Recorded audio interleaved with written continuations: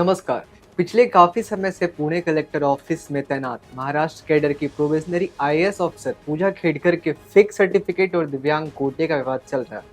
इस घटना के बाद एक कई और आईएएस अफसर का नाम सोशल मीडिया पर वायरल हो रहे हैं, जिन पे आरोप है कि वो भी पूजा खेड़कर की तरह फेक सर्टिफिकेट लगाकर आईएएस बने। आपको बता दें कि आईएएस पूजा खेड़कर का महाराष्ट्र से ट्रेनिंग प्रोग्राम रद्द कर दिया गया और इस मामले की जांच में पुलिस जुटी हुई है। विवादों के बाद उत्तराखंड के मसूरी स्थित Lal Bahadur Shastri national administration academy LBSNAA ने उसका ट्रेनिंग प्रोग्राम रद्द कर दिया है और उन्हें तत्काल वापस बुलाने के लेटर जारी कर दिया। यूपीएससी ने पूजा खेड़कर के खिलाफ एफआईआर भी दर्ज कर दी है। ऐसे में सवाल उठता है कि क्या यूपीएससी द्वारा आईएएस, आईआरएस या आईएफएस अफसर पद पर तैनात शख्स की नौकरी खत्म की जा सकती है। आइए समझते हैं विस्तार से।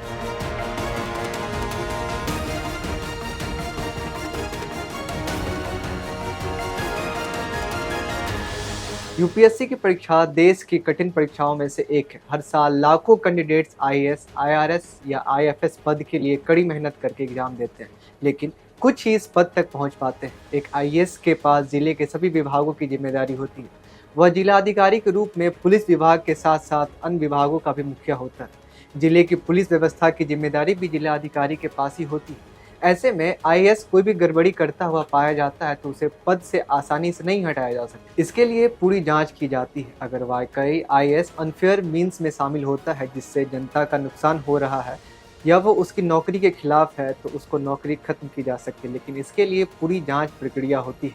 किसी भी आईएएस अधिकारी के खिलाफ गंभीर आरोप की जांच के लिए विस्तृत प्रक्रिया होती है।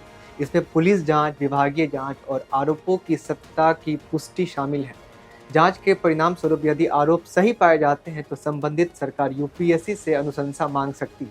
यूपीएससी अपनी सिफारिश देती है, लेकिन अंतिम निर्णय सरकार का होता है। जांच में यूपीएससी की सिफारिश के आधार पर राज्य या केंद्र सरकार निर्णय लेती है कि अधिकारी को बर्खास्त किया जाए या नहीं। आईएएस की नौकरी खत्म करने से जुड़े नियम संविधान के अनुच्छेद 311 में लिखित है। अनुच्छेद 311(2) के तहत अगर किसी अधिकारी को अपराध में दोषी ठहराया जाए तो उसकी रैंक कम की जा सकती है और उसकी नौकरी भी खत्म की जा सकती है।